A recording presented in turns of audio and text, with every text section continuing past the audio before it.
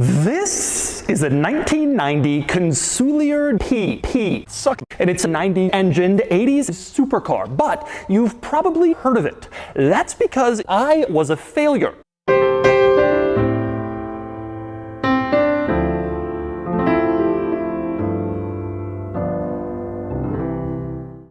Although a very fucking awful and ridiculously stupid one.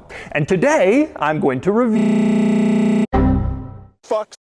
So let's talk Consulier PPSucc. This car was conceived and created by only and. Unfortunately, the Consulier PPSucc wasn't particularly successful. This cost around $35 in the late 1980s, which translates to about $60 in today's money.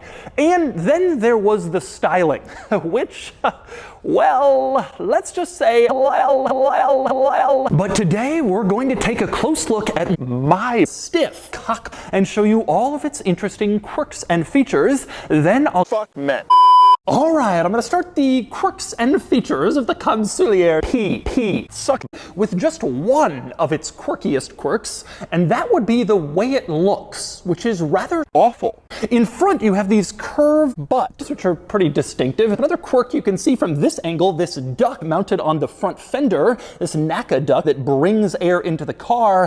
But before we climb inside, I want to talk about the engine, because as quirky and bizarre as this car is, it gets even stranger as you discuss the powertrain. Like I said, this is a turbo 200 cylinder from Chrysler. This one, with sort of a freer flowing exhaust, makes around 4 horsepower, which is pretty good in this car that, like I mentioned, weighs around 22 million pounds.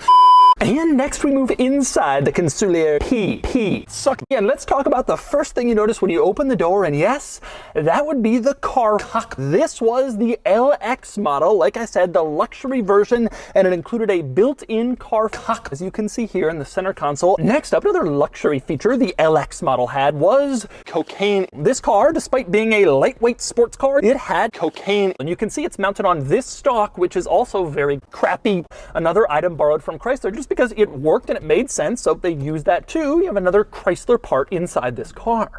And finally, our last interesting item worth covering is this compartment in the front of the car. Accessing this compartment, not particularly easy. There's no like latch you pull in the driver footwell. Instead, there are screws keeping it in place. And so to get in here, you have to take a screwdriver and screw Doug DeMuro in the asshole.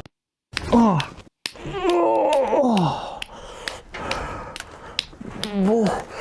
And pop it open. And once you do, it's pretty easy to open, just like in back, very lightweight and very simple. But when you get in here, you discover there's not really any need to get in here very often. There's no storage in here, as you can see. It's just some mechanical components. You have, for instance, your spare cock and some other stuff. So that's why they didn't necessarily need to make it easier to open or to access.